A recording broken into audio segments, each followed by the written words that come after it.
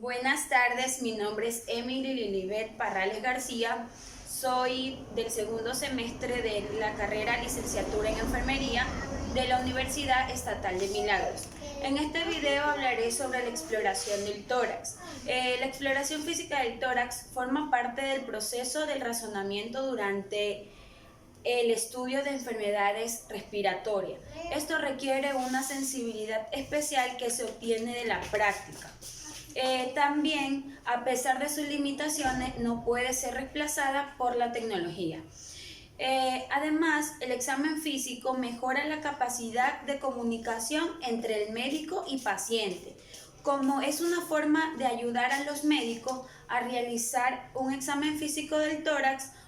Es primero hacer la descripción de las líneas y las áreas del tórax y luego realizar las diversas etapas del examen físico, que son inspección, palpación, percusión y auscultación.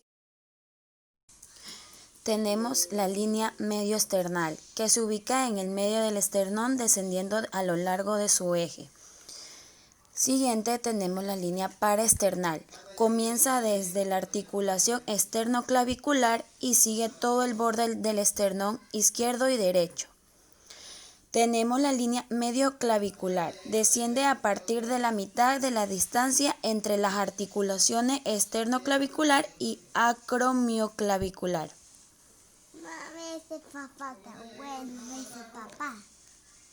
También encontramos las líneas claviculares. Esta corresponde al tercer costal y a la sexta costal, ya que se proyectan solamente en la cara anterior del tórax y sigue el trayecto anatómico correspondiente para cada caso. Línea axilar anterior. Esta desciende por el borde inferior del músculo pectoral. Línea axilar media.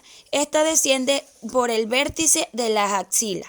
Y la línea posterior, esta desciende por el vértice del borde inferior del músculo gran dorsal.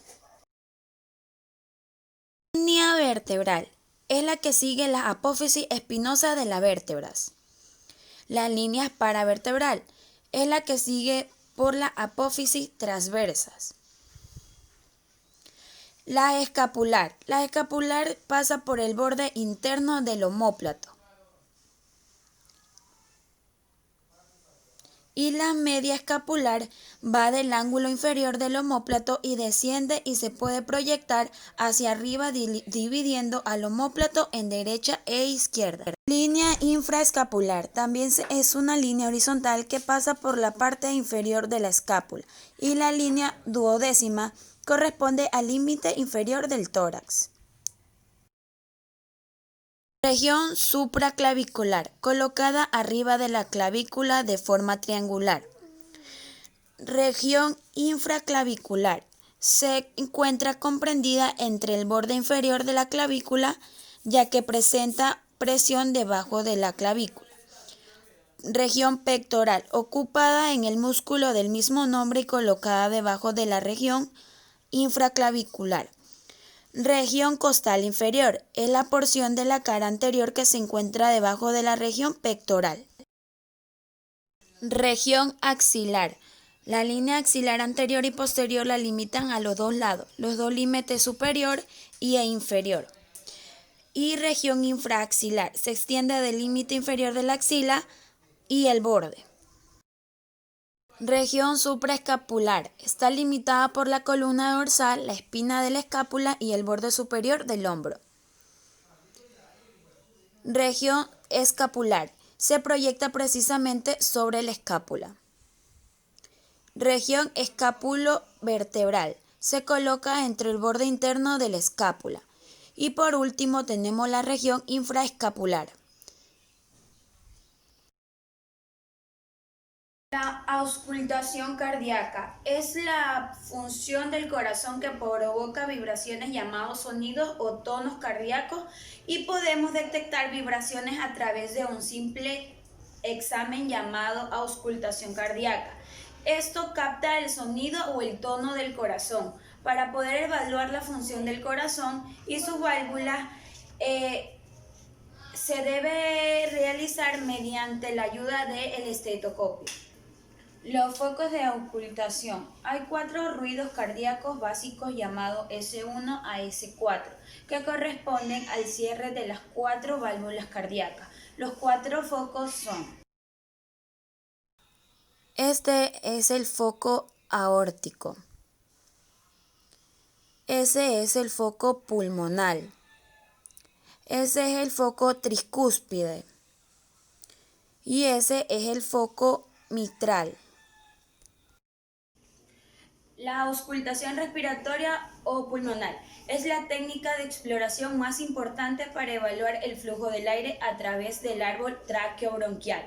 Además de los instrumentos de percusión, también ayuda a evaluar el estado de los pulmones y la cavidad pleural.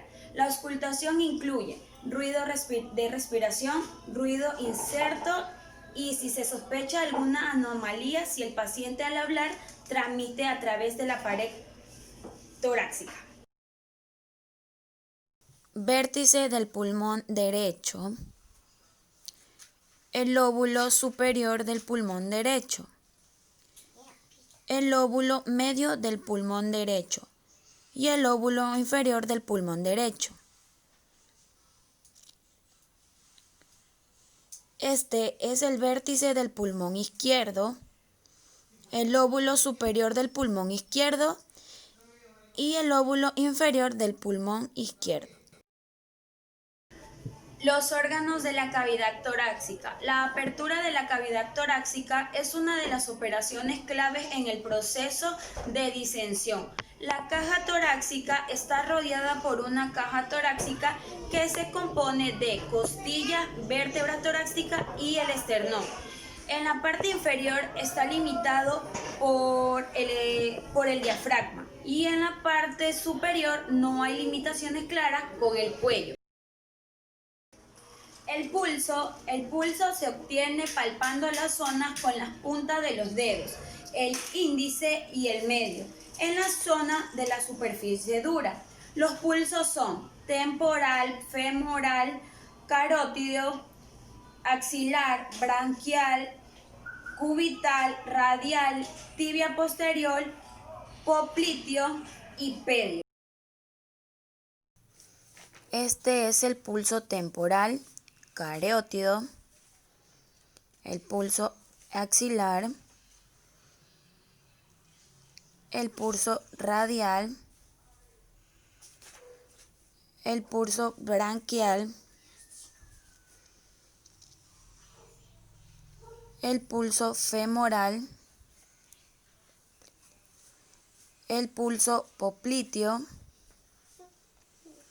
el pulso pedia y la tibia posterior.